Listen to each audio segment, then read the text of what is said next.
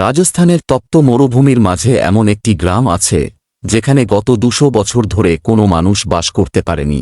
চলুন আজ উন্মোচন করি কুলধারার সেই হাড়হিম করা অভিশপ্ত ইতিহাস। কুলধারা কোনো সাধারণ গ্রাম ছিল না। এটি ছিল পালিওয়াল ব্রাহ্মণদের একটি অত্যন্ত সমৃদ্ধ এবং শিক্ষিত সমাজ।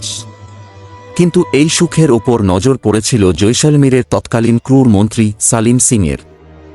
সালিম সিং গ্রামের প্রধানের সুন্দরী মেয়ের ওপর কুনজর দেয় এবং তাকে বিয়ে করার জন্য গ্রামবাসীদের ওপর অকথ্য চাপ সৃষ্টি করে। সে সময় বেঁধে দিয়েছিল পরদিন সকালেই তাকে ওই মেয়েটিকে তুলে দিতে হবে। কিন্তু পালিওয়াল ব্রাহ্মণরা মাথা নত করার পাত্র ছিলেন না।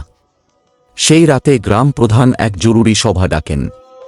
আর তারপর যা ঘটেছিল তা ইতিহাসের পাতায় আজও অমীমাংসিত। পরদিন সকালে যখন সালিম সিংয়ের সৈন্যরা গ্রামে পৌঁছায়, তারা দেখতে পায় পুরো গ্রাম খাঁ খাঁ করছে। একটা মানুষও নেই, এমনকি কোনো গরু ছাগল বা আসবাবপত্র নেই। 1500 মানুষ যেন এক নিমেষে হাওয়ায় মিলিয়ে গিয়েছিল। যাওয়ার আগে তারা এই গ্রামকে অভিশাপ দিয়ে গিয়েছিলেন যে এই মাটিতে আর কোনোদিন কোনো মানুষের বস্তি গড়ে উঠবে না। আশ্চর্যজনকভাবে আজও সেখানে কেউ ঘর বাঁধতে পারেননি। ভারতের প্যারানরমাল সোসাইটির সদস্যরা সেখানে রাত কাটিয়েছেন এবং তাদের মেশিনে ধরা পড়েছে অদ্ভুত সব অশরীরী কণ্ঠস্বর এবং ছোট বাচ্চার কান্নার শব্দ।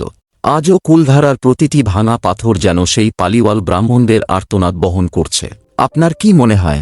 কমেন্টে আপনার মতামত জানান।